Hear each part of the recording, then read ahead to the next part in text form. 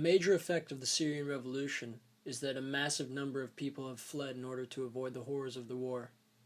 The Migration Policy Center estimated in February of 2014 that over 9 million Syrians have been displaced since the outbreak of the war 3 years ago. Based on this statistic, Syrians have become the world's largest population of refugees.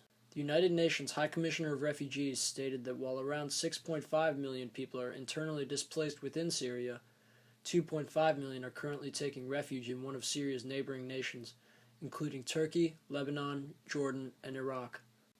Some countries in Europe have offered to take in refugees, the most recent of these being the UK. Unfortunately, however, many of the displaced people are not receiving substantial aid from humanitarian and government organizations. In a refugee camp in Bebna in Lebanon, for example, residents are complaining due to the lack of food, money, and proper living conditions. This is due to the fact that nearly 1 million displaced Syrians currently living in Lebanon have increased the population of the country by approximately a quarter, and that government funding for the refugees is beginning to become scarce. A media officer for the United Nations High Commissioner of Refugees attributes the depreciation of living conditions for refugees to the skyrocketing numbers of people being displaced by the Syrian conflict. The situation in Turkey, however, is quite different. More and more Syrians are attempting to assimilate themselves into life in the country. Some refugees there have given up hope of returning, mostly due to them having found jobs or educational opportunities in Turkey and having nothing to go back to. While refugees in Turkey were first categorized as tourists, the government has granted them equal status as citizens under temporary protection.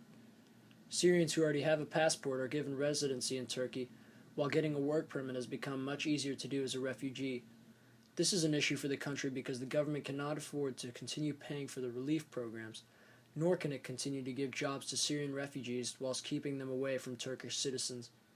Also troubling is the fact that humanitarian organizations trying to administer aid to civilians are accusing Syria's government of denying them passage into the country through rebel-held border crossings. Human Rights Watch stated that the government allowed only one border crossing between Turkey and Syria to be used, greatly hemorrhaging the ability of similar groups to provide assistance to those who need it. Human Rights Watch also estimates that humanitarian organizations need to utilize rebel-held border passages in order to reach about 3 million Syrians in urgent need of aid. To make matters worse, the UN is reporting a severe polio outbreak within the country that must be dealt with soon. A UN spokesman called the epidemic one of the most challenging in the history of polio eradication. It is difficult to provide the afflicted with proper medical attention, however, due to the violence and the government's border restrictions.